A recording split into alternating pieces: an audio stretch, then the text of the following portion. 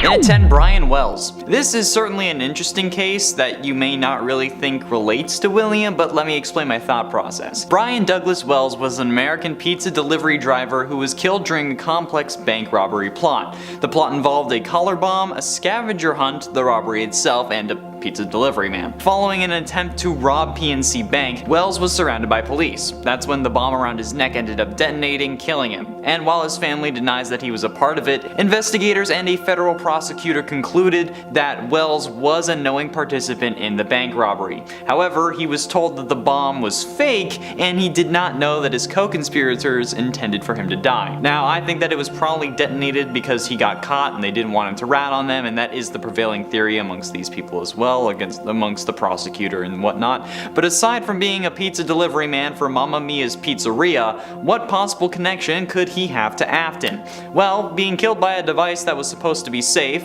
for one, the spring locking and the collar, being betrayed by your peers, in William's case most likely Henry, and the affinity for complex plans. I feel like this may have been at least a slight source of inspiration, especially since this came up when I searched for pizza place serial killers, because I was hoping that there would be one. That's weird to say. Let's just move on. In at 9, Andrew Cunanan. Andrew Cunanan was born in San Diego, California, and eventually settled in San Francisco's Castro district and socialized with older, wealthy gay men while indulging heavily in illicit substances. It's unclear what set him off, but he began a cross-country killing spree of 5 unknown victims, the last of which was actually fashion designer Gianni Versace. Cunanan killed himself on a Miami boathouse in 1997, and if that didn't set off an alarm, congratulations, you have not been ruined by FNAF yet. However, William Afton also had 5 victims at least, but definitely only had 5 when FNAF 1 and even around FNAF 2 was released. And while FNAF 1 does take place in 1993, many have theorized it to instead take place in 1997, which is unlikely given the minimum wage of the times and the connection to another real person, but nonetheless, it's certainly an interesting case of more possible dates lining up and the same number of victims. You know, a lot of people on this list are actually going to have 5 victims, and it's extremely creepy. And at 8, Nathan Dunlap. In December of 1993, after Chuck E. Cheese had closed in Aurora, Colorado, Margaret Kohlberg, who was the manager of this Chuck E. Cheese, was tallying receipts in the back room. While she was doing that, Bobby Stevens was scrubbing down the kitchen, and Ben Grant, Colleen O'Connor, and Sylvia Crawwell were all working in the main party area. However, there was someone hiding in the bathroom, 19-year-old Nathan Dunlap, who earlier that year had begun working as a cook, but was fired after an argument over his hours. But this time he was looking for revenge. He exited the bathroom and began firing, killing everyone in the building. First Sylvia, then Ben, then Colleen, then he went into the kitchen where he shot Bobby, although Bobby ended up surviving and was actually a key witness in his case. Then Nathan went to the back room, where Margaret opened the safe before being shot twice. Nathan filled her bag with $1,500 cash, arcade tokens, and keychains, but thanks to the security cameras he was promptly arrested and sentenced to death. Thanks to MatPat and his first game theory on FNAF, this one is fairly well known, hence why it's closer to the top, but if I didn't include it, I feel like everyone in the comments would have asked me why, so there you go. And at 7, Burke and Hare. The Burke and Hare murders were 16 serial killings committed over a period of about 10 months in 1828 in Edinburgh, Scotland. The 2 men who committed these killings, last names Burke and Hare, were doing it because they also sold the corpses to Robert Knox for dissection at his anatomy lectures. There's actually a shortage of corpses in Edinburgh, and thus people actually started grave robbing and selling the corpses rather than selling the possessions, since a loophole in the system only considered it a theft if the body was taken with its clothes. Naked corpses were fine to take though, apparently. They didn't really think that one through. These 2 were killing in the name of science, something that we suspect William was doing as well. However, they actually were, in a messed up way, contributing to the furthering of science, whereas William is only doing it for his own selfish reasons and to become immortal. After Hare was given immunity to confess to the murders so that they could convict Burke, Burke was sentenced to death. Shortly afterwards, his corpse was dissected and his skeleton was displayed at the Anatomical Museum of Edinburgh Medical School, where, as of 2021, it actually still remains. Oh, and by the way, the reason they're known as Burke and Hare was because both of their first names are William. Yeah. So maybe Afton's wife is named something similar. And at 6, Ted Bundy. During an interview with Daco, PJ Haywood, the voice actor for William Afton in Sister Location, FNAF AR, and Ultimate Custom Night, said that Scott Cawthon described William as being a charismatic, smooth-talking snake oil salesman, which coincides with Book William being able to convince anyone of anything. This is actually very similar to how Ted Bundy had been described. Bundy was regarded as charismatic and handsome, traits that he exploited to win the trust of both his victims and society as a whole. He would typically approach his victims in public places, either feigning a physical impairment such as an injury or impersonating an authority figure, before bludgeoning them until they were unconscious. While he did operate nearly a decade before Afton started his spree, those are merely just like year numbers. But one of the most interesting facts, however, is that in 1975, Bundy was arrested and jailed in Utah for aggravated kidnapping and attempted criminal assault. In Utah, where the games and the crimes of Afton take place. Halfway through into number 5, Arthur Gary Bishop. Arthur Gary Bishop was an American serial killer in 1983, and as a result of a routine police investigation, he confessed to the murders of 5 young boys between 1979 and 1983. Bishop was born in Hinckley, Utah, and was the eldest of 6 brothers. Bishop was raised as a devout Latter-day Saint, Mormon, and was an Eagle Scout and an honor student, which is already suspicious in comparison to Afton, given that Afton was also regarded as intelligent given his talent for animatronics, especially in the 80s, and his passion for business. But not only that, Bishop also operated under an alias. Bishop was arrested for embezzlement in February of 1978 and given a 5-year suspended sentence, but he skipped his parole and fled to Salt Lake City, living under the alias of Roger Downs. Under this alias, Bishop would then kill 5 boys between 1979 and 1983. It's also interesting that multiple key dates in Bishop's life line up closely to releases of FNAF games. On July 14th, 1993, he was arrested, and FNAF 4 came out on July 23rd, 9 days after that. Well, not in the same year, but you know what I mean. Bishop's first kill was on October 14th, 1979, and Sister Location was released on October 7th. I mean, it's not concrete, but it's certainly interesting. Plus, also he was caught in 1983, the same year that Crying Child was bit. In at 4, Donald Harvey. Harvey belonged to a group of psychos known as the Angels of Mercy who claimed to kill for the benefit of the victim. Harvey was convicted of 37 of his more than 57 suspected murders, and he confessed to as many as 87. When Harvey was hired at the Cincinnati VA Medical Hospital, he managed to collect over 30 pounds of cyanide which he had kept in his home. He also kept diaries and detailed notes on each one of his victims, including how he killed them.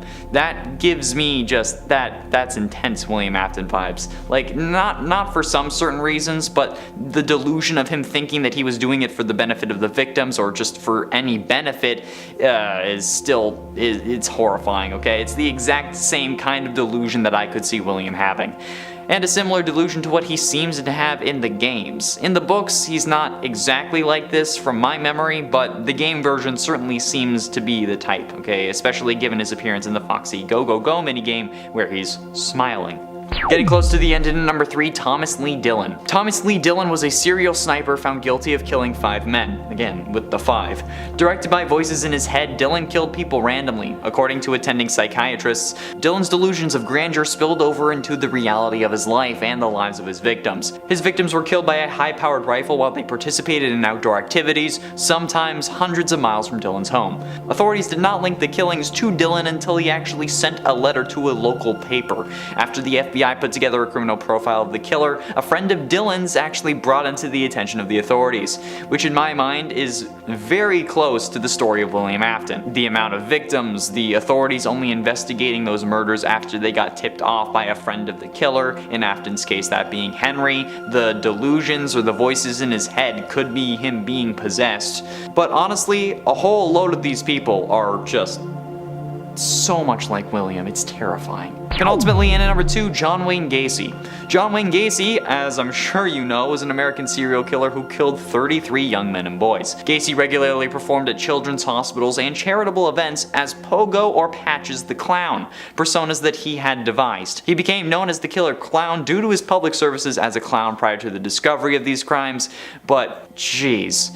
Gacy committed all of the crimes inside of his ranch house, which is a horrible idea, just like William killing inside of his own pizzeria. Typically, he would lure a victim to his home and then dupe them into donning handcuffs on the pretext of demonstrating a magic trick. And while this is absolutely disgusting and really makes me sick to my stomach, there are still a few similarities to Afton. Okay, killing in a place related to you. For Gacy, it was his ranch house, and for Afton, it's his business. The target demographic is also the same with young people, although Afton also killed girls, which I don't even want. Ugh. And while you may think that this is a stretch, even FNAF itself made the connection with FNAF AR through the clown springtrap skin. Intentional or not, come on, that's a connection. And finally, in at number 1, Robert Berdella. Robert Berdella is, to me, the seemingly perfect inspiration for William Afton. Not only did this man own his own business called Bob's Bizarre Bazaar, where he reportedly sold human skulls, but he also seemingly started his killing spree in 1984. The MO is certainly not the same. Berdella would drug and kidnap men that he met in bars and on the streets, but the same idea of killing people you meet in a restaurant scene is carried over to William. There is no confirmed inspiration for William, hence this list, but there are certainly a decent amount of similarities between these two. In fact, if you combine all the serial killers we talked about on this list, especially these last 4, you'll basically get a real William Afton, and I don't like that, okay? That's horrifying. But again, that was the point of this list, so it was a way for me to talk about FNAF without having to talk about FNAF, okay? I didn't go into too much detail with these because, well, I'm sure you can guess why, but yeah. Either way, I think that this is a pretty...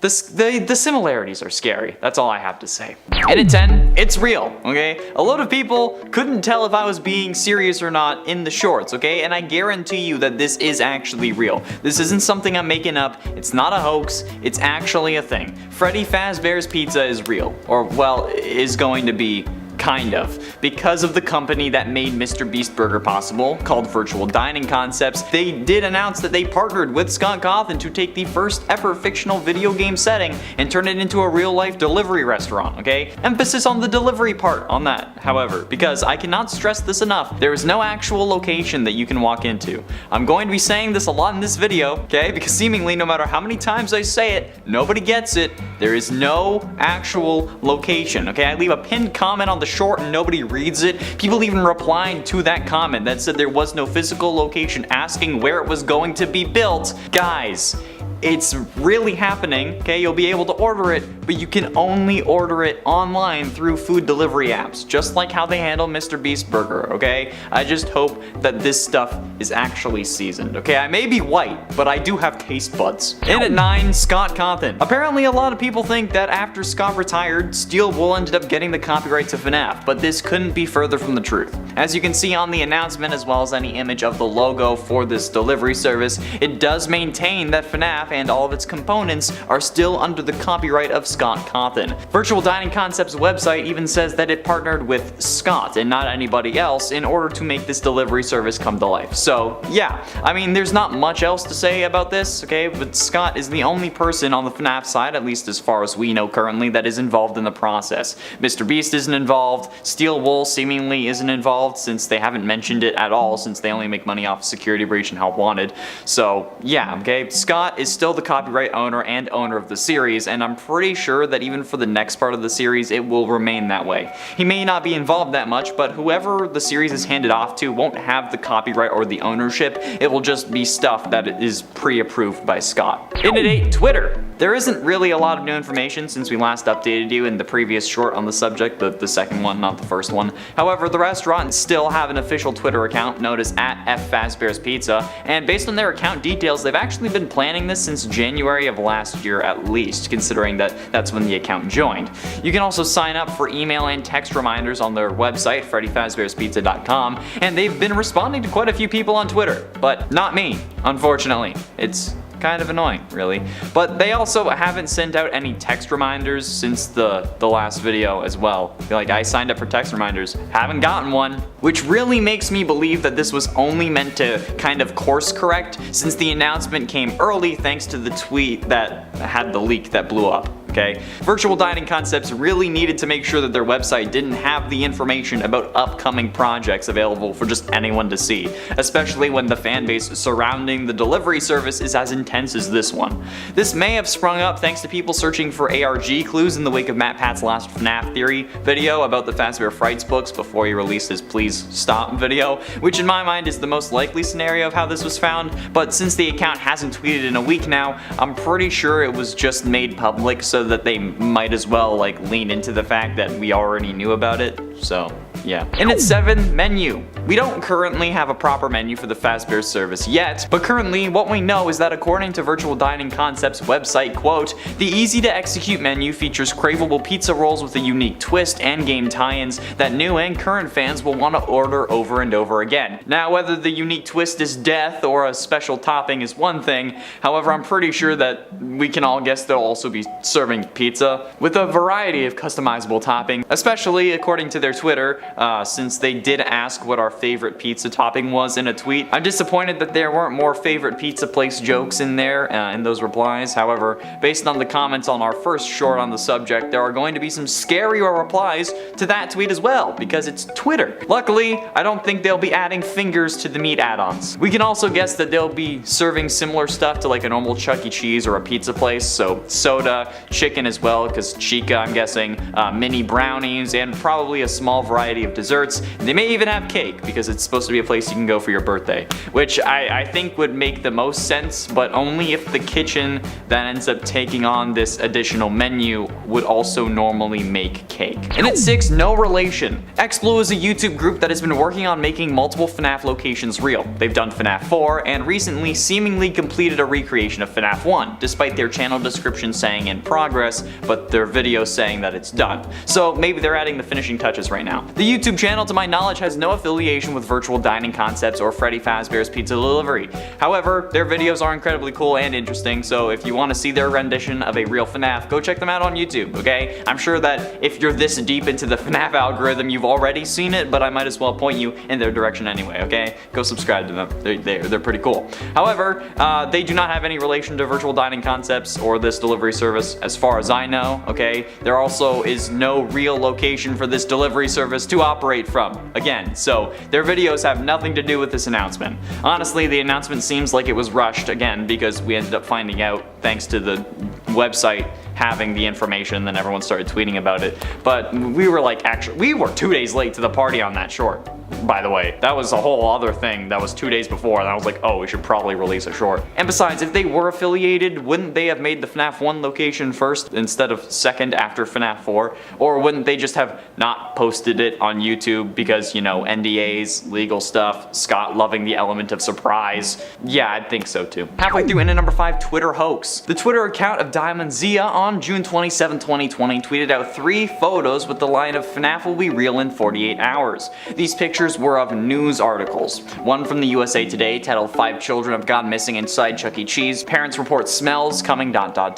One from the Associated Press called post-hour worker at Chuck E. Cheese reported dead at 27. And a final one from Something News titled night shift workers at Chuck E. Cheese's claim strange movements from animatronics during post hours. However, this title had animatronics spelt incorrectly. It said animatronics. Everyone was freaking out at these pictures of the articles, okay, particularly the first one, and they were shared all over the internet, okay? People were losing their minds, especially because this was around the time where Chuck E. Cheese was closing. However, people didn't realize that these were fake, okay? How are they fake, you ask? Simple source code editing. Well, okay, it's simple to me because I know how to do it, but if you don't know, it may seem complicated. But in reality, you can change what anything says on any website, but it will only change for you until you reload the page by editing the source code. All you need to do is like find the aspect that you're looking for after you right click and click inspect. Yeah, like especially on Google Chrome, it's easy. Once you do that, like once you find the aspect, you can change it to whatever you want. You can change pictures, you can change titles, you can do whatever. So whoever made the original image had found an article potentially potentially already about Chuck E. Cheese closing from USA Today, and then changed the title to 5 Children Go Missing. And the same thing with the other articles, hence why there were only images of the articles and not the actual links, okay? It was a hoax that blew up, and people actually believed it, and some still do, and something that's related to this restaurant,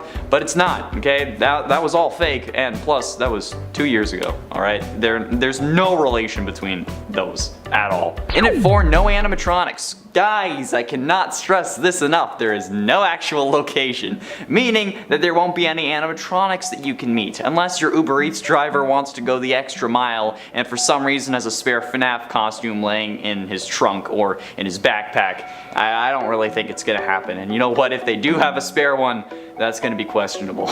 Obviously, things can change, like they may have a uniform or something to give to the drivers, but I can pretty much guarantee that that's not going to happen. Okay, especially not like that, okay? If Mr. Beast even doesn't do that with Mr. Beast Burger, and it's Mr. Beast, I don't think that they're gonna be doing it for anyone else, okay? Sorry guys, but you won't be meeting any actual animatronics unless some seriously hardcore drivers go all out, or there's some secret ARG element that Scott plans on including that we have no idea about, okay? But also, that's not me saying that there is an ARG. I don't fully believe that there is, but the appearance of a Freddy Fazbear's delivery service after the community had been told that no non-official business would participate is very sus in my opinion, okay? Scott is a sussy baka, all aboard the sus bus. Plus, it said that the pizza rolls are gonna have game tie-ins. So, unless that's like a name, that's additionally sus. Dude, it's like I'm seeing this delivery service vent all over Skeld. And at 3, therapy. Some of these comments make me really think that there should be a group fund for FNAF fan therapy sessions because, dear lord, I make a lot of jokes, okay? But like, I hope that these comments are jokes or supposed to be funny because, fingers as toppings? You want to watch the bite of 83 or 87? What the actual The comments on our first short about this delivery service, ignore me pronouncing first wrong, are very concerning if anything is supposed to be real. Okay, this is a part of why Scott kept saying that he wasn't going to make a real FNAF. And I think that this is like the best way that he could compromise to make it happen for the people who were good and wanted it, instead of, you know, the people like this. Like, why would he want to make an actual location if people keep commenting stuff like this? Seriously, I feel genuine concern for you if you're being serious about wanting to possess an animatronic. Yeah, be a fan of the series and love the series as much as you want. Don't sacrifice your life to try to make the series real. Okay, that's not a good thing. Look at all the bad things that happened in the series. Plus, possession isn't real, especially in the same way that FNAF's possession works, okay? That's entirely fictional. And besides, there is no actual FNAF restaurant or location for you to go to anyway, so please stop commenting it, at least on our videos, so I don't have to see it. Ignorance is truly bliss. Penultimately, and at number 2, no Mr. Beast. I've seen a load of comments about people saying, why would Mr. Beast do this, or making jokes like Mr. Beast is gonna do a whoever kills 5 kids first gets $1 million video, but Mr. Beast has no affiliation with Virtual Dining Concepts, which is the company making this delivery service possible, okay? Mr. Beast doesn't own it, he doesn't have any stake in it from what I know, he has nothing to do with Freddy Fazbear's Pizza Delivery. I don't want there to be any issues that come up because people think that he is affiliated with this, okay? Jimmy has nothing to do with Freddy's. He only has affiliation with Mr. Beast Burger, which was also made possible by Virtual Dining Concepts. Me introducing it like that was just that you know that it was real. The company that made Mr. Beast Burger possible also is making FNAF possible. The two aren't related, except just because the company made both happen. I don't know if that makes you disappointed or happy about it, but there is no connection to Mr. Beast whatsoever unless they end up sponsoring him for a video so that they can like get the word out even more, or so that he can make like a version of the restaurant for a video and invite FNAF tubers or FNAF fans over for a chance to win it in a similar fashion to how he invited people over to win a chocolate factory. But even if that video does happen, it will only be a sponsorship deal and not an actual partnership, okay? It's like just like when YouTubers get sponsored by Raid Shadow Legends, okay? It's just a sponsor. We don't have any stake in Raid, okay? It would only be a sponsorship deal, okay? And the location that he would make wouldn't actually be a restaurant. It would only be used for that video, and then it would be dismantled. Possibly even in the same place that he built the chocolate factory, assuming that he's renting like that unit or owns it. And finally, in at number 1, delivery service. I cannot emphasize this enough, okay? I saw a lot of people commenting saying that there's a real location finally, or asking where it is, or why would they do that? It's not that kind of restaurant. It's not a restaurant, it's a delivery service. Just like how you can't actually walk into a Mr. Beast burger, there will be no physical location for you to visit. The whole point of virtual dining concepts is that existing kitchens have the ability to make these, and they can opt in, turning them into outlets for these recipes. Like when you order Mr. Beast burger, there is no actual Mr. Beast burger restaurant. It's something that like a Wendy's or something is like making the food either in their kitchen or in a food truck on their property, but you can't actually like go up to that food truck and order. It will be the same concept for this place, okay, but with places that already serve these kinds of food. As it says on the Virtual Dining Concepts website, quote, "Don't change who you are. We have brands that fit your current kitchen, suppliers, and way of working." So, there is, and most likely will not be, a real Freddy Fazbear's unless Scott intends to make it like a 2-week special location in the future for potential lore or whatever, okay? But there is none at the moment, and there won't be when this launches. You just order this on food delivery apps, okay? No. In at 10, Robert Williams. Robert Williams was unfortunately the first human to be killed by a robot. Williams, who was an assembly line worker at Ford's plant in Flat Rock, Michigan, was killed on January 25, 1979 when he was gathering spare parts at a storage facility at the plant, alongside a robotic arm that was lifting the heavier items. Williams was killed after the arm of the robot hit him as he climbed up to a shelf to retrieve some casts, and ironically, the robot was supposed to be the one retrieving the casts, but it kept giving wrong information regarding the number of casts left on that shelf, forcing Williams to have to climb up to count them. A jury determined that Williams' death was caused by lax safety measures, including one that should have caused the robot to make warning sounds when around a human, and the victim's family was awarded $10 million in damages. And a number of recommendations were made about improving safety standards when humans were working alongside robots, so that's something at least. And at 9, Kenji Arata. Kenji Arata was thought to be the second person killed by a robot, but the first Japanese man to be killed by one when he died at a Kawasaki Heavy Industries factory in Akashi, Japan in 1981. He was trying to repair the robot at the time of the accident until the robot pinned him against another machine and killed him. Attempts to free Arata from the robot's grip were unsuccessful. The robot had been taken offline for repairs and was separated from the other robots at the factory by a wire mesh fence, and it was supposed to remain shut down whenever anyone opened the door and entered the confines of the fence. Arata had, for some unknown reason, or at least a reason only known to himself, jumped over the fence into the area, therefore not activating the shutdown mechanism. His body rubbed against the machine and inadvertently switched it on, which caused it to come to life and pin him against another machine, which, yeah, that's... yeah, yikes. In at 8, Junior Wheel Inc. At Junior Wheel Inc., a motor vehicle parts manufacturing company located in Norton, Ohio, an employee tragically lost their life in 2001 due to an accident involving a robot on the assembly line. As the employee was cleaning up their work area at the end of their shift, they accidentally entered an area of the assembly line where the robots had not yet been deactivated. The robot, mistaking the employee for a machine that needed to be assembled, grabbed them by the neck and suffocated them by pinning them under a wheel rim. While not exactly the same, the idea of being pinned by a robot and suffocating seems like how I'd picture dying from a spring lock failure. Most of this list isn't going to be exact one-for-ones, of course, since spring locks don't exist in the real world as they do in the games, but suffocation would probably be one of the ways you'd suffer the most if you didn't die instantly from all the robot parts. The spring lock failures from the games being where the mechanism in the suits that holds back the robot parts enough for a human to use it as a costume break and allow the endoskeleton and whatnot to go back to where they'd be in animatronic mode. We haven't seen a true proper spring lock endo, so we can't really be sure about where the parts would go, but if they didn't end up replacing your bones or organs and killing you instantly, I think suffocation would be a main factor behind the death, because I mean,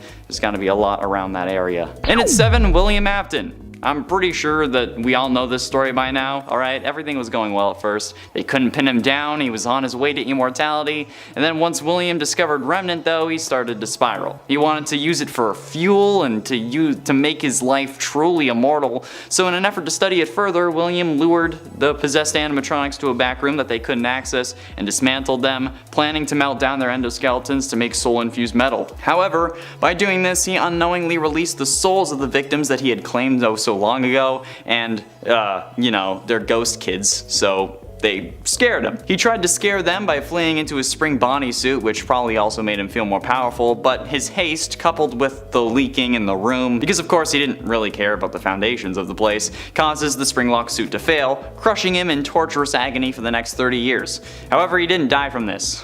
Of course, because he was being kept alive by the spirit of another victim. So he went on to live that agonizing pain for 30 years, but you know what? He deserved it. And you can't say that this doesn't belong on the list, okay? As the only actual springlock failure to be confirmed as game canon, some are probably going to consider this the only one that should have been on the list, but hey, I make the rules. And at 6, Dallas police. On July 7, 2016, Micah Johnson carried out an attack in Dallas that resulted in the deaths of 5 police officers and injured 9 more officers and 2 civilians. The attack took place during a protest, and Johnson initially targeted 3 officers, killing them and wounding 3 more officers and 1 civilian. He then fled to El Centro College, where he attacked another officer before barricading himself inside and attacking some more. A standoff ensued, during which the police tried to negotiate with him, who threatened to set off explosives. The police offered him a choice to surrender or face the possibility of being confronted with force, and Johnson did not surrender. Thus, the police ultimately, using a robot equipped with a brick of C4,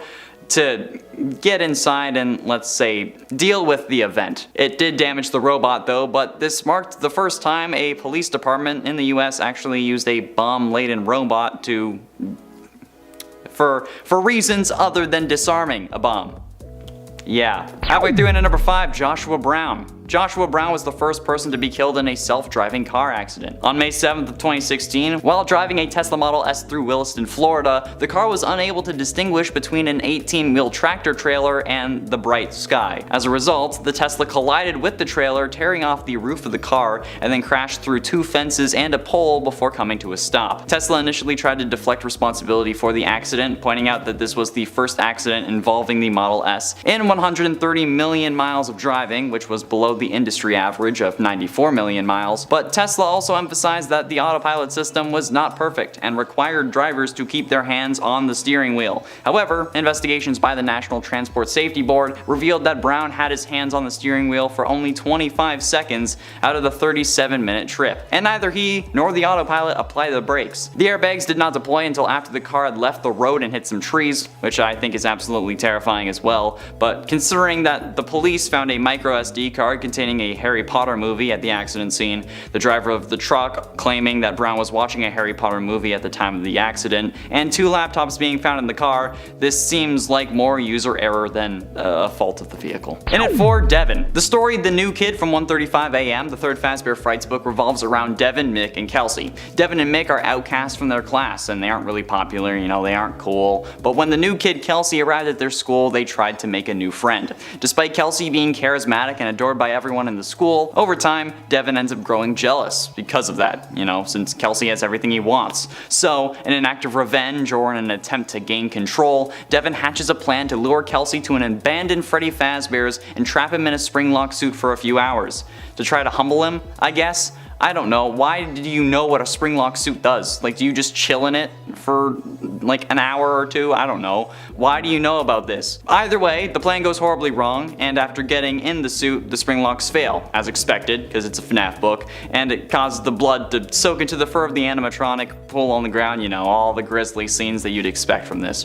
Devin and Mick then leave Kelsey for dead so that they won't get in trouble, but then something doesn't feel right. So, a week later, Devin returns to the scene of the crime to make sure that Kelsey's body is still there. He sticks his hand in the animatronic's mouth and snap! Haha, the springlocks fail again, as per usual, and Devin gets his hands stuck inside the suit and bleeds out, but not before seeing that the body in the suit had black hair instead of Kelsey's blonde hair. That's the only other springlock failure that we actually know happened, so yeah, I'm putting it on the list. Getting close to the end, and at number 3, Lenco Inc. Lenco Inc. is a company which makes the plastic products for a number of industries, including the clear plastic cases used in the packaging of CDs. You know, CDs are those they're like Blu-ray discs that you would get your dad for Christmas, but for music and not as durable. And the case is the stuff that people were cutting up to make hologram projectors out of with their phones. You know, you just place it on the screen. Yeah. Unfortunately though, one of the robotic arms used in this manufacturing process killed an employee at the factory back in 2007. According to accident investigators, the arm of the robot malfunctioned and moved unexpectedly, striking a male worker in the head and ribs, causing severe blunt force trauma. It was reported that the employee survived for 2 weeks in the local hospital, but eventually succumbed to the serious injuries. My brain to draw crazy parallels between that and Crying Child from FNAF 4, who had severe head trauma and died of his injuries in the hospital later on, which sends a chill down my spine, because that's yikes. But ultimately, in at number 2, Ramji Lal. In 2015, a robot at the SKH Metals factory in Manesia, India, caused the death of a 24-year-old Ramji Lal, an employee at the factory. The robot, which was used to lift and weld metal parts together, accidentally stabbed Lal in the abdomen while he was attempting to adjust a mispositioned metal sheet. Lal was taken to the hospital after the accident, but he later died from internal bleeding caused by the crushed ribs and abdomen. Despite initial reports suggesting that Lal may have also been electrocuted, an autopsy found no evidence of this and was ultimately determined that he died from the injuries sustained in the accident with the robot. However, the police reportedly stood by the death by electrocution, which is odd, and is way too close to the cops from FNAF ignoring just the animatronics being compared to human corpses, like it wasn't a thing. I don't know why they were doing that, but again, it's obviously not the same thing, but definitely some interesting parallels that at least my brain can see. You probably can't, but you know what, I'm weird. And finally, and at number 1, Anna Maria Vital. In 2009, a malfunctioning robot at Golden State Foods in Los Angeles resulted in the death of Anna Maria Vital, a 41-year-old employee at the company. Golden State Foods was a major supplier for McDonald's, reported that Vital had been attempting to remove a box that was stuck in the machinery on the factory floor when the accident occurred. After freeing the box, the robot grabbed her, causing severe crushing injuries. Despite efforts by her colleagues to free her, Vital's injuries were too severe, and she passed away a few moments later. Given that this was a death at the hands of a robot, crushing someone, being grabbed by an animatronic, and related to a fast food chain, this was extremely, frighteningly similar, at least in my brain, to the stories that we see coming from the FNAF games, especially in regards to Elizabeth Afton, who gets grabbed and crushed by Baby at Circus Baby's Pizza World, which is basically FNAF's McDonald's. Yeah, that's a thing. I'm sorry. This is a weird list, and I know. And a 10, unnamed man. In 2015, there was a tragic incident at a Volkswagen plant in Germany in which a man was killed by a robot. The victim was part of a team that was setting up the robot, which was responsible for picking up components and assembling them into car parts. The robot was normally kept in a cage, and it was while the man was working on it inside the cage, and that's when the incident occurred. According to reports, the robot grabbed the man and pinned him against some metal sheets, causing serious injuries. The man later died as a result of those injuries. In a statement, Volkswagen said that they believed the incident was caused by human error, and it's worth noting that another worker who was inside the cage with the victim at the time was not harmed, but they weren't really sure. Or at least, of course, they're gonna say it was human error. And at 9, Wanda Holbrook. In March 2015, a robot at the Ventura Iona Mains plant in Michigan caused the death of Wanda Holbrook, a 57-year-old maintenance specialist who worked at the plant. The plant, which produced car parts, was divided into sections, with robots from one section supposedly unable to enter another. However, one robot did cross into a section where Wanda was working and picked up a trailer part, which it then dropped on her head, killing her instantly. The robot was attempting to load the trailer part onto a fixture that had already contained another trailer part, which should have been impossible, due to the fact that a fixture can only hold one trailer part at any given time. Wanda's husband William filed charges against the 5 companies involved in the production of the robot, and I'm pretty sure he won. But skull crushing, come on, that's too close. In at 8, Oerlikon. In 2007, 9 South African soldiers were killed and 14 were injured when an anti-aircraft weapon, the Oerlikon GDF-005, malfunctioned during a training exercise at the Army's Combat Training Center in Northern Cape. The weapon, which is capable of firing, targeting, and engaging hostiles without human intervention, and can even reload automatically, jammed and exploded before firing 250 rounds of high explosive 33mm rounds from its 2 barrels at the soldiers. It's believed believe that the accident may have been caused by either a software or mechanical failure, and according to Richard Young, CEO of a defense company, this type of malfunction is not uncommon, and he's witnessed similar incidents with automatic anti-aircraft weapons in the past. But fortunately, no one was killed in those instances. But if that's an issue, and not an uncommon one, maybe you should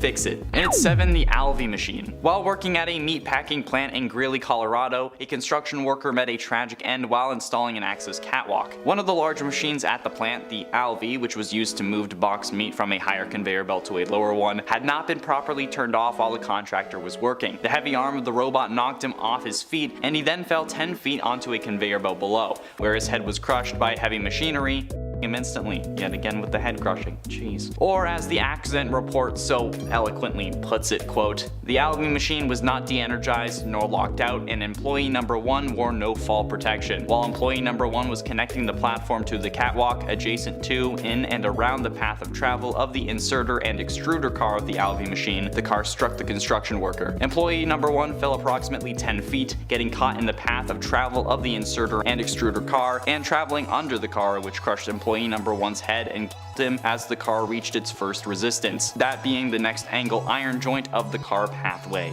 End quote. Gotta love the numbers. Jeez. And it's 6, mystery incident. Alright, so this one's actually FNAF. One of the oldest theories is that the shadow animatronics are the first springlock victims. This one comes to us after the FNAF 3 phone guy dialogue that mentioned multiple and simultaneous springlock failures. Some interpreted this as multiple springlock suits failing at once, since the term springlock in this situation is used to describe the suit as a whole and the individual springlock mechanisms within the suit. So the line of multiple and simultaneous springlock failures could mean multiple of the springlocks inside one suit failing at the same time, or multiple suits failing at the same time. This led some to theorize that previous employees were killed in the springlock suit, which is where the shadow animatronics come from. This is supported by the fact that these shadows are of Freddy and Bonnie, the 2 animatronics that have springlock versions. However, there are multiple holes to this theory. Mostly the design of the shadow animatronics is not like the springlock suits. Shadow Bonnie is very much modeled after Toy Bonnie, and Freddy is more like the Freddy or Golden Freddy from FNAF 1 and not like the Fredbear we see in FNAF 4. There are also people that say if this happened, then the robots would have been decommissioned, but as we've seen from this list and the last part, that wouldn't necessarily happen. And also, if you like what we're doing here, then firstly, seek help, but also, be sure you hit like and subscribe, because I yell about various video game series all the time, and yes, it is various ones now, we're not just doing FNAF, I promise. Halfway through into number 5, William Afton. Again. I say again, even though technically William was on the last list, and some may consider this the same thing, but I mean, in the context of a part 2, it makes sense to say again, but anyway. Could William have suffered a springlock failure before getting trapped in the spring bodysuit like we see in FNAF 3? It actually is possible, which explains why I say again. And it certainly appears like it could be the case in the FNAF novels, since William is described to have scars that are consistent with a springlock failure before becoming Springtrap in the novels. So, could it have happened in the games? Could William have been the reason the springlock suits were retired? Could he have been the victim of multiple and simultaneous springlock failures, since we hear of the unfortunate incident at the sister location? Could it have been William? There are plenty of people that it could have been, but William having to deal with it would certainly get them put out of commission for a time at least. But with William continuing to put the suit on afterwards, when the room was wet like we see in FNAF 3's cutscene, it suggests that this theory is unlikely, but it's still possible. William is a pretty dumb guy. I've said that a lot. And at 4, Volkswagen. A contractor at another Volkswagen production plant in Germany also died as a result of an incident involving a robot, according to the automaker. The incident occurred on a Monday at the plant in Bonneville, located 100 kilometers north of Frankfurt. The victim, a 22-year-old man, was part of a team that was setting up a stationary robot, and it grabbed and crushed him against a metal plate. According to Volkswagen spokesperson Heiko Hillwing, initial conclusions indicated that it was a human error that caused the incident, again, rather than a problem with the robot itself. But the robot, which can be programmed to perform various tasks in the assembly process, normally operates within a confined area at the plant, handling auto parts and manipulating them as well. Other people were there, but they weren't injured, so again, it's all up in the air. Getting close to the end of number 3, Sodesia Sterling Heights. On December 15th, 2012, an employee at Sodesia Sterling Heights, a US company that manufactures car parts, was while working inside a robot work cell. The 38-year-old male employee was inside the cell when the gates closed and he was struck from behind by a transfer robot, which crushed his chest and back. The company, which specializes in producing heavier car parts such as chassis components, used powerful robot arms to lift and maneuver these parts around the plant. In this incident, the machine should have been powered down, but it moved unexpectedly and pinned the worker against the wire of the cage, causing the fatal injuries, which is unfortunate and really makes me question why we use robots at all. But ultimately, in number 2, robot surgeons. Robot-assisted surgery is a form of minimally invasive surgery that allows surgeons to perform complex procedures through small incisions or remotely using a computer console. I had one of these used on me when I was getting my appendix out. These robots have been hailed as a major advancement in 21st century medicine because they offer increased precision and control for the surgeon, which can lead to improved patient outcomes. However, it is important to note that like any medical procedure, robot-assisted surgery carries some risks. A study in the United States found that surgical robots may be linked to the deaths of 144 people between 2008 and 2013. The causes of these deaths varied, but included system errors that caused delays in the procedure and instances of machinery falling into patients' open wounds. Despite these risks, robot-assisted surgery is still widely used in the medical field because it offers many potential benefits to both patients and surgeons. For example, it can allow for less trauma to the patient during the surgery, faster recovery times, and less scarring. But overall, the use of surgical robots in the medical field is a complex issue that requires careful consideration for both the surgeon and the patient for, risks and benefits, and either way, it's up to you. And finally, in at number 1, Regina Elsa. In June 2016, 20-year-old Regina Elsa was killed in a robot-related accident just 2 weeks before her wedding. The incident occurred at Asian USA, a South Korean-owned plant in Cusseta, Alabama that produced parts for Hyundai and Kia vehicles. On the day of the accident, Elsa and some co-workers were attempting to repair a faulty robot despite the fact that they weren't supposed to do so. They had tried to reach the maintenance department, but no one answered their calls, so they decided to fix the robot themselves, probably out of fear that they would get in trouble if the robot wasn't working. Unfortunately, the robot suddenly restarted and pushed Elsa against another machine, causing serious injuries. She was taken to the East Alabama Medical Center and airlifted to UAB Hospital, but she died the following morning. An investigation into the incident revealed that Asian USA had committed several safety violations in order to maximize profits, and in fact, the US Department of Labor had fined the company and 2 staffing agencies $2.7 million for 27 safety violations just 2 weeks before this incident. The inquiry also found that Asian USA overworked its employees and encouraged them to repair the faulty machines, which explains why they were doing it. In at 10, ghost stories. There was a thread on the FNAF Reddit about role-playing as an in-universe FNAF outsider, and this tale comes from Super Bowl Meme, who thought that the ghost stories were just that, ghost stories. I remember going to Fazbear's during its final days open. It was fun, despite all the rumors surrounding the place. I went back there recently though, and my experience has shown me things I never could have imagined. I busted in late at night around 4 a.m. and the place was abandoned for several years before this, and it showed. Without maintenance, the place looked like the opposite of somewhere children would want to go, and I looked around and I was trying to find something, like literally anything, but all I found was the stage and the performers. They were, old to say the least, completely rotten and moldy, and I could barely breathe around them. Then after seeing them, I noticed something. They were focusing on me. Solely on me. Then Freddy blinked. I've never ran faster before, and I don't know if it was a dream or maybe those rumors are more than just stories. Their eyes told me everything. In at 9, Twitter. The Twitter account Diamond Zia on June 27, 2020 tweeted out 3 photos with the line "FNAF will be real in 48 hours." These pictures were just of news articles. One from USA Today titled "5 Children Have Gone Missing Inside Chuck E. Cheese." One from Associated Press called "Post-Hour Worker at Chuck E. Cheese Reported Dead at 27." And a final one from something news, couldn't quite tell what it was, saying "Night shift worker at Chuck E. Cheese's claims strange movement from animatronics during post hours." However, this title had animatronics spelled incorrect. Yeah,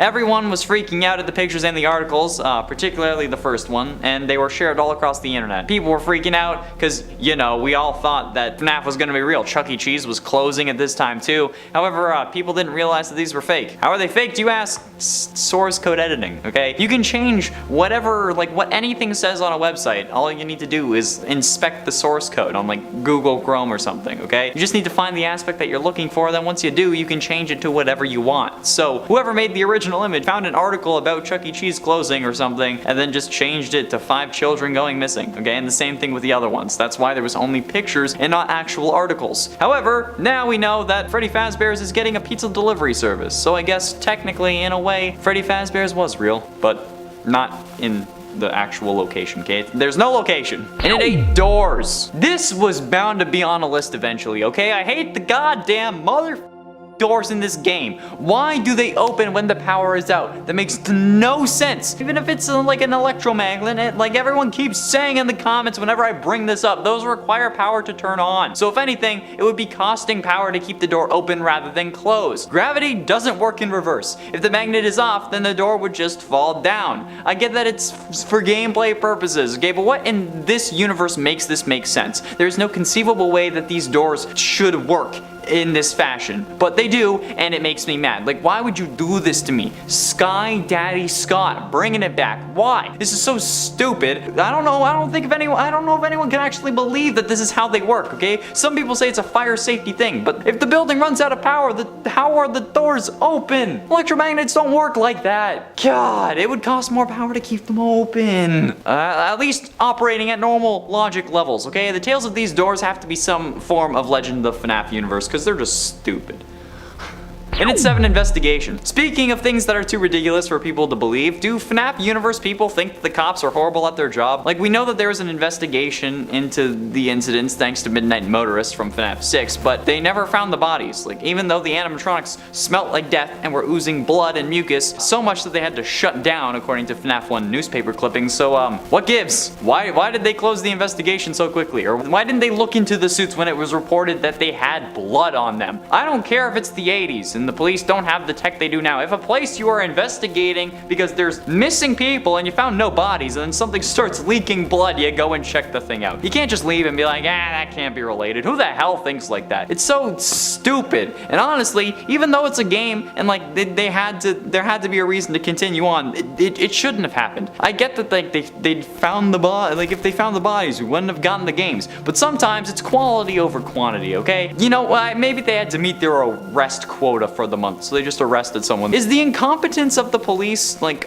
is that a legend in this universe, or what do they think happened? And at 6, FNAF ARG. This was brought up in a recent MatPat FNAF theory, okay? The basic idea is that the FNAF Fazbear Frights books were originally going to have an ARG that Scott ended up cutting out for whatever reason, and then released part of it in the Felix the Shark Book 12. However, I'm here to tell you guys, not real. Scott has said on multiple occasions that he doesn't want to cross the line between fact and fiction, that he wanted to keep these two worlds separate. Probably because FNAF relates so closely to Chuck E. Cheese, and there might be some legal trouble there, but that's also why he said he would never make a real location. He stuck so hard to that he didn't even make a website for the indie game dev introduced in FNAF VR because he thought that would be too fuzzy. So there is no FNAF ARG, okay? If a website relating to the game is too much, there is no bigger quest here. Last time we thought there was a restaurant and ended up getting harassed, and then a pizzeria owner who just so happened to be named Mike also got harassed, so please don't go out searching for this. And if there was one, I'm sure that Scott would have said something about it. Don't harass random people, okay? Just stick to the games and the game files themselves. But, with that being said, with the appearance of a Freddy Fazbear's Pizza delivery service from Virtual Dining Concepts,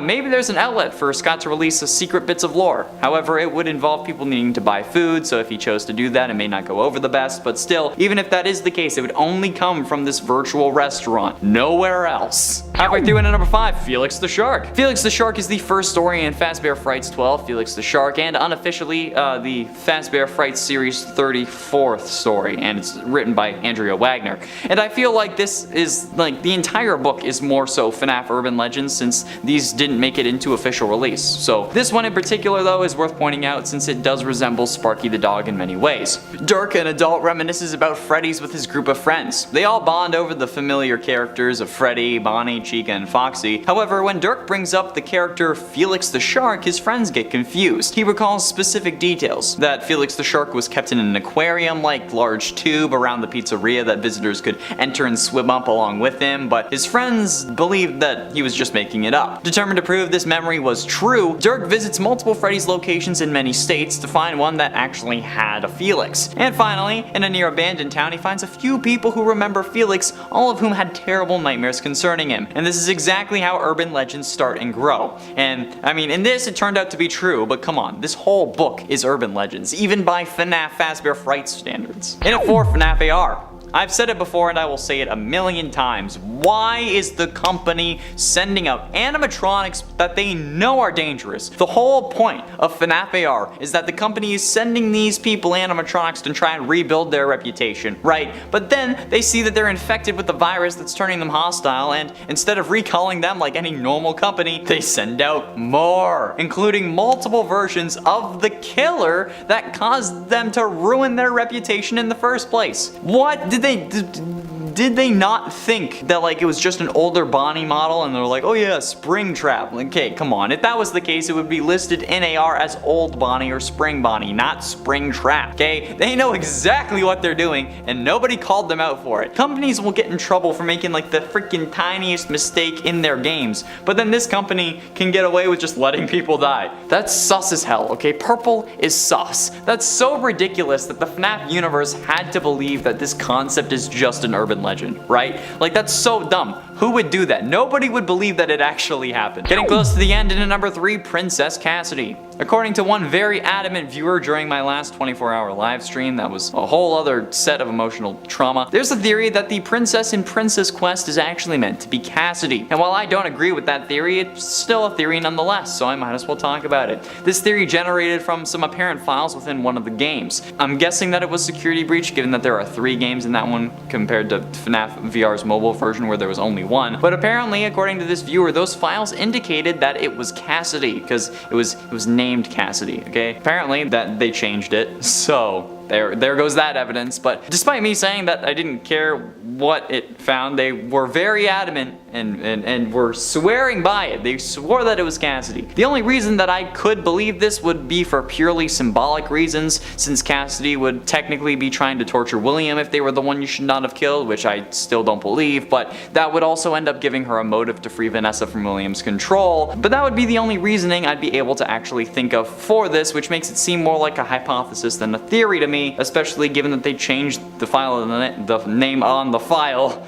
so it wasn't Cassidy. And while Cassidy may have been incorrect, it did end up containing a soul, the soul of Vanessa. So in the end, it is true, in a way, which makes it good enough for this list, okay? I'm kinda stretching at this point. 3 parts is a lot. But ultimately, in at number 2, Fazbear Frights. While yes, I did include Felix the Shark and his whole book on the list as a number, that's because those are like even legends in the Fazbear Frights universe, like I said, since they were cut stories that were thrown together for a cash grab 12th book, let's be honest. However, I think that by FNAF standards, all these stories would have to be legends. I mean, like, come on, the story of a man who can't die in a hospital. While relating to Afton, we know that it didn't happen since we see Afton in the burn trap suit in Security Breach. Plus, sea bonnies, come on, that's so utterly insane and stupid that these stories must only fit into the lore by being legends. Like, things based in somewhat of a real original story that then get blown out of proportion to be something else, but with that root of reality. Do you know what I mean? Like, that's the difference between a myth and a legend, okay? Myths are entirely fictional, then legends have kind of a root. That's the one thing I learned from my second semester, second year college elective, okay? It's the only thing though. This entire book series are just FNAF universe legends that are passed around in universe, which kind of makes them cooler because it's a look into like the general population of the FNAF universe, but that's a thing for another day. And finally, in at number 1, God's Wrath. Okay, so this seems to be an easy way of interpreting multiple fires that keep happening at FNAF locations. It could possibly be seen as God, or a god, trying to cleanse the restaurants, or punishing them for causing so much grief, okay? I mean, think about it. There have been 3 fires now at FNAF locations, including Fazbear's Fright, the simulated pizzeria from from FNAF 6, and then the security breach Mega Pizzaplex, each location having some form of horrible story attached to it. And I think that in a way, the people may have started to see these places as cursed, or maybe every fire makes them think the place is cleansed of their darkness, which means that they can go back, which explains why everyone is just constantly returning to Fazbear's despite multiple kids going missing every time. Like in the security breach opening scene, it's packed full of kids despite there being 9 kids that have gone missing there already. So maybe the explanation is that the darkness and sins of the restaurant are cleansed due to fire. Or maybe they think that the place is cursed to eternally suffer God's wrath, and that's why there's so much darkness around the place. But then again, if you think that it's cursed to suffer God's wrath because of the horrible people, why would you go back? Basically, I'm using this to call out why are people going back, okay? It's stupid. Don't do it. Stop. Just think, please.